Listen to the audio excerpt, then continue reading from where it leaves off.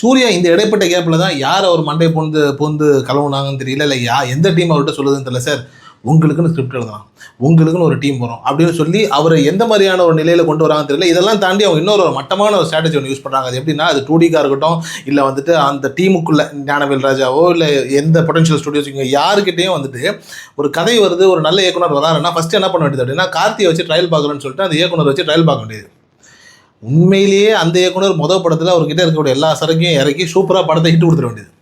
அதுக்கப்புறம் அதே டீமை வச்சு திருப்பி வந்துட்டு சூர்யா வச்சு பண்ணலான்னு சொல்லிட்டு வேற ஒன்று ட்ரை பண்ண வேண்டியது. அது மேக்ஸிமம் ஒர்க் அவுட் ஆக மாட்டேங்குது, இல்லைனா ஏதாவது ஒரு இடத்துல நின்று போயிடுது. இப்போ வந்துட்டு கைதியை நல்லா கவனிச்சு பார்த்தோம் அப்படின்னா, கார்த்திக்கு போது அந்த படத்தை பண்ணுறாரு. அதுக்கப்புறம் ஆக்சுவலி வந்துட்டு லோகேஷ் வந்து சூர்யாவுக்கு தான் பண்ணணும்.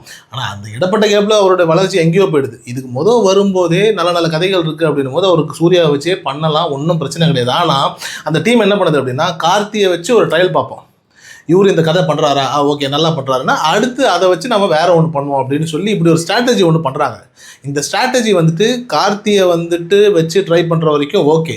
சூர்யாவுக்கு இந்த ஸ்ட்ராட்டஜிலாம் செட் ஆகாது. ஏன்னா இத்தனை ஆண்டு காலமாக சூர்யாவுக்கு இந்த எந்த விதமான ஸ்ட்ராட்டஜியும் இல்லாமல் தான் சூர்யாவுடைய வளர்ச்சி இருந்திருக்கு.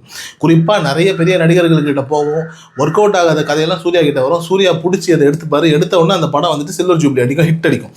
இதுதான் அவருடைய பேட்டர்ன். ஆனால் இதை அவர் இந்த 10-11 வருடமாக கைவிட்டு விட்டார்.